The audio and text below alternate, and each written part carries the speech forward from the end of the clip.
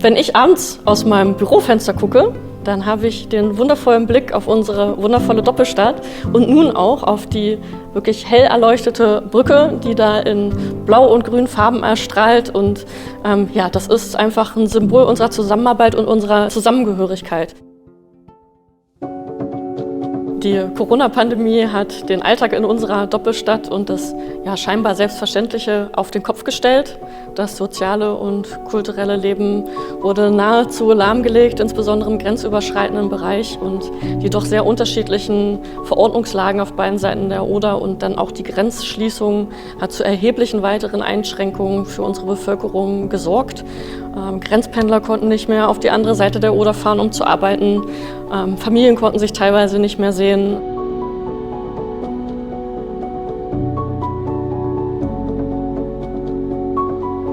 Które zarówno korzystają z placówek oświatowych przedszkola, jak i szkoły, a w tamtym momencie dużym problemem stanowili maturzyści, którym pomogliśmy bez większych problemów swobodnie dalej kontynuować naukę i przygotowywać się do jednego z najważniejszych egzaminów w ich życiu. Swupfurt wurde ja 1999 gegründet und 2000 in das Register der europäischen Städtenamen eingetragen. Frankfurt und Słubice gibt es für uns seitdem nicht mehr. Insofern war diese Maßnahme, die in der Parallelwelt stattfand, für uns ein großer Einschnitt, weil wir Swupfurt nicht mehr leben konnten. Swoop, die erste Silbe von Słubice, Furt, die zweite Silbe von Frankfurt, macht also Swupfurt zusammen.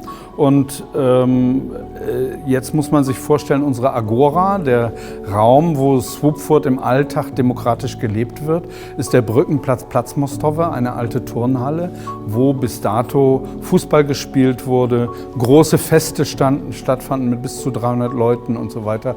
Das ging alles nicht mehr, das mussten wir umstrukturieren.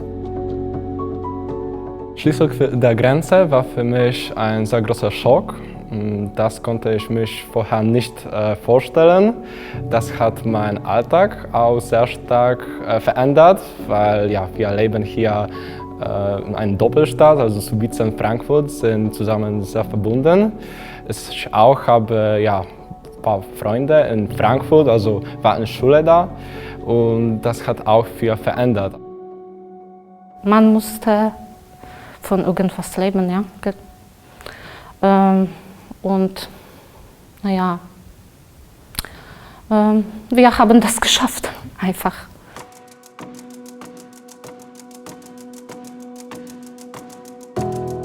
Na pewno dużym katalizatorem po ogłoszeniu pandemii była możliwość i szybsze wykorzystanie nowych technologii, do których mieliśmy dostęp, ale nie korzystaliśmy z nich przed pandemią.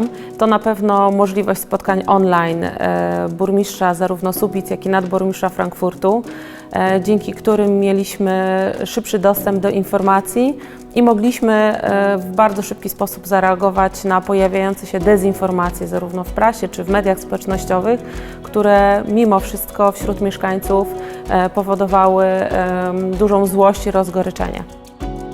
Wir haben mit der Zivilbevölkerung auf unsere Hotline aufmerksam machen können.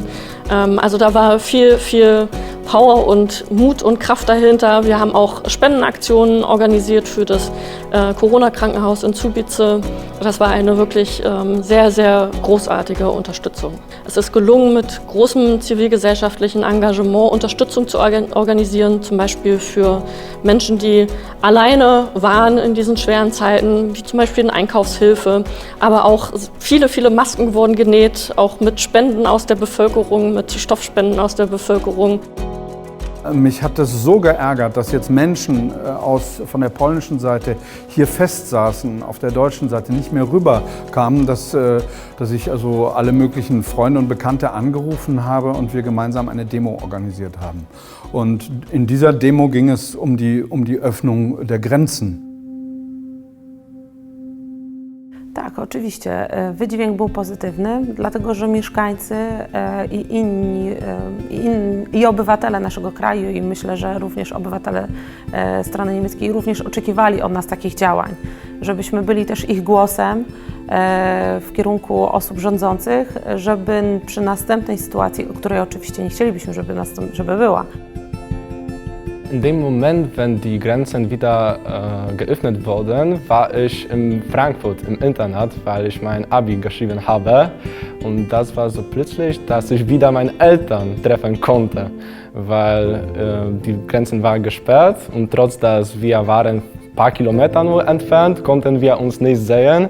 Und wenn die Grenzen wieder eröffnet wurden, dann habe ich diese Gelegenheit genutzt, so dass ich meine Familie wieder treffe und auch die Freunde von Subice.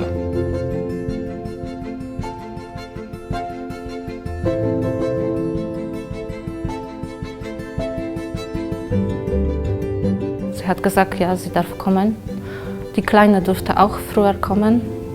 Und nach einer Woche war die Grenze wieder auf, ja, Gott sei Dank. Und ich fühlte mich, naja, das endlich, ne? Endlich wie Freiheit. Man fühlte sich wie im Gefängnis, kann man sagen. Ne? Naja, und man denkt auch, endlich in meine eigene Bett schlafen. Ne? Das ist immer dieses Gefühl, dass zu Hause ist am besten. Ja. Żeby nasza współpraca układała się dalej tak samo dobrze jak teraz, choć zawsze należy dążyć do doskonałości, ale uważam, że ta współpraca jest bardzo dobra, a pandemia pokazała, że nawet w trudnej sytuacji jesteśmy w stanie się komunikować, rozmawiać i wspólnie rozwiązywać problemy. Und wenn die Corona vorbei ist, irgendwann auch verschiedene Feste zusammen wie damals. Das wäre schön, ich denke. Und das war auch damals schön. Ich finde, war richtig cool und klasse. Für die Zukunft wünsche ich mir, dass die gemeinsamen Projekte weiterentwickelt werden und was zeigt, dass Subice und Frankfurt wirklich eine Doppelstadt sind und dass kein leeres Slogan ist, sondern das wirklich passiert und zeigt, dass wir zusammen leben können.